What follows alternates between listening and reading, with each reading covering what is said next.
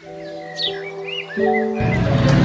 teman-teman. Nonton video ini, semoga kalian dalam keadaan sehat dan semoga video ini dapat bermanfaat ya buat kalian.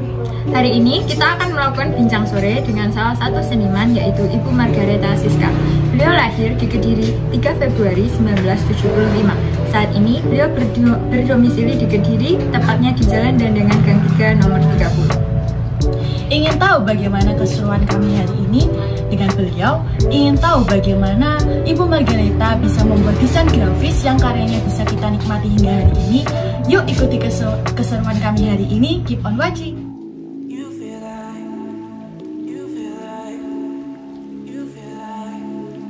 You feel like rain in the morning, giving me mixed emotions, and it's too much sometimes. Mix the potion, mix it up. Oke, kali ini kita sudah bersama dengan narasumber kita, Ibu Margaretha. Selamat sore, Bu. Sore. Sebelumnya kami ingin mengucapkan terima kasih karena Ibu Margaretha sudah mau meluangkan waktu untuk bercerita tentang pengalaman Ibu kepada kami. Tanpa mengulur waktu lagi, marilah kita langsung masuk ke sesi tanya-jawab bersama narasumber.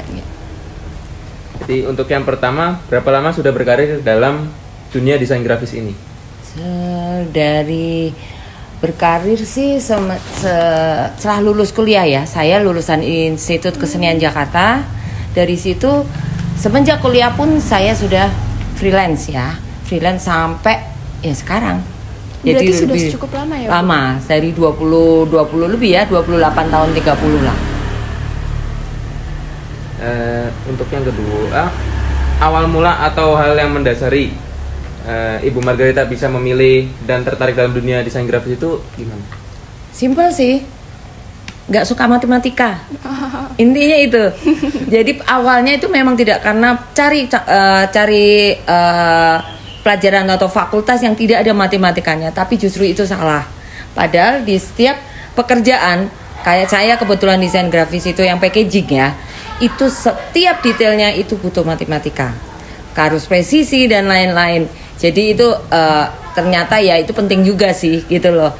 Jadi ya awalnya dari tidak suka itu cari kuliah yang tidak ada matematikanya, tapi harus suka seni. Baru kita di situ nggak hanya belajar desain grafis ya, kita juga ada seni patung, ada fashion, ada multimedia dan lain-lain sih, banyak. Oke. Untuk yang ketiga, karir terbaik apa yang pernah dicapai? Sebenarnya nggak ada ya di dalam seni itu dibilang baik, bagus itu nggak ada. Yang penting buat kita itu adalah klienmu siapa. Jadi yang terbaik buat saya, yang terbaik itu sudah mendunia. Saya buat packaging Mentos. Nah, Mentos, kapal api, gude. Nah, itu kan banyak ya. Menurut saya itu yang sudah terbaik karena ya udah seluruh dunia ya tahu yang namanya Mentos dan lain-lain. Simple aja sih. Tapi untuk dibilang bagus sih biasa aja gitu loh. Tapi diakui seluruh dunia, itu yang penting. Pernah mendapati kesulitan nggak selama berkarir di dunia desain yang banyak? Karena setiap klien atau setiap negara itu pasti berbeda. Karena kita visual kan, visual itu harus mengikuti apa kata klien. Padahal itu tidak sesuai dengan kita.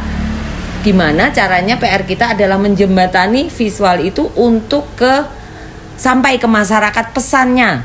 Ya pesannya, misalnya iklan yang mau ditampilkan apa, permen atau sampo. Nah itu kan pasti berbeda ya.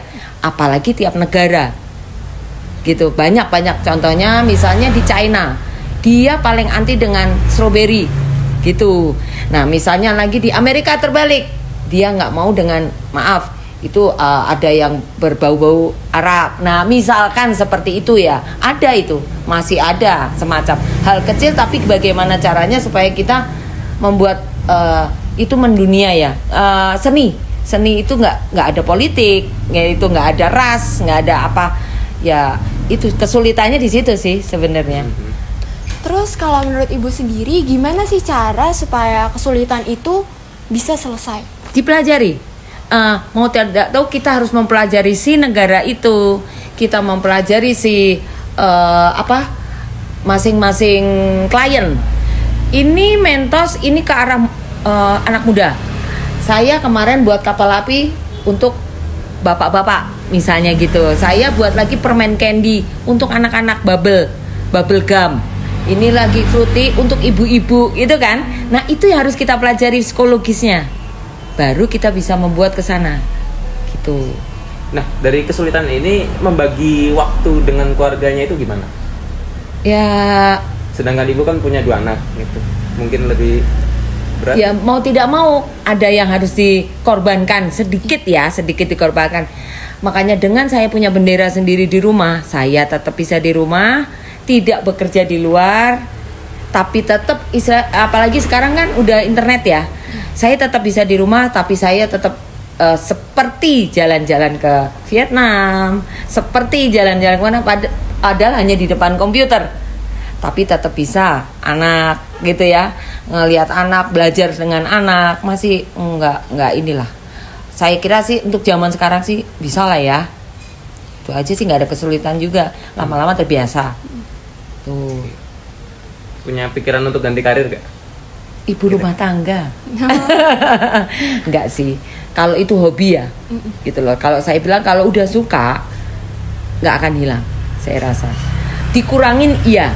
Jadi ada desain itu ada 2. Dia multimedia, cetak dan multimedia. Saya kebetulan ada di packaging tuh cetak. Nah, kalau multimedia itu lebih menguras waktu. Dia harus 4 hari 3 hari nggak tidur di studio dan lain-lain. Itu sengaja tidak saya jalankan karena saya menyadari saya ibu rumah tangga gitu loh. Jadi tahu diri ya. Lagi Susah senangnya menjadi seorang desainer grafis. nggak ada yang enak namanya pekerjaan. Pasti begadang, dia 2-3 hari nggak tidur, itu hal biasa. Lama-lama jadi hal biasa sebenarnya. Senangnya satu, desain kita dilihat seluruh dunia, bangga. Ada pasti di TV kita lihat, oh itu aku yang buat. Di supermarket, di warung itu ada kebanggaan. Nggak enaknya begadang, enaknya terima duitnya. Pasti itu komersial namanya ya. Kayak bukan murni loh ya. Desain ada lagi. Desain murni itu dia benar-benar idealis gitu ya. Kalau yang kalau murni itu dia lukis gitu misalnya. Dia seperti maunya dia nggak mau tahu kalian suka saya kayak apa enggak. Baru itu ketika dia meninggal harganya bisa jutaan, miliaran gak kan gitu loh. Kalau saya mengikuti apa kata klien, apa kata masyarakat, apa kata ya si produk itu. Saya mendengar klien butuh ini, saya memvisualisasikan. Terbalik ya sebenarnya. Tapi ya itu. Oke. Nah, untuk yang paling menarik dari desain grafis atau karir ini yang memotivasi banyak orang agar juga tertarik masuk ke dunia desain grafis ini apa? Apa ya? Sekarang kan eranya digital ya. Nah, itu banyak sekali karena di sekeliling kita tuh sebenarnya desain. Apalagi digital itu sebenarnya anak muda harus paham, harus ngerti. Sekarang semua orang bisa desain kok. Nggak perlu sekolah, sekarang kursus juga bisa ya. Harus lebih kreatif itu loh.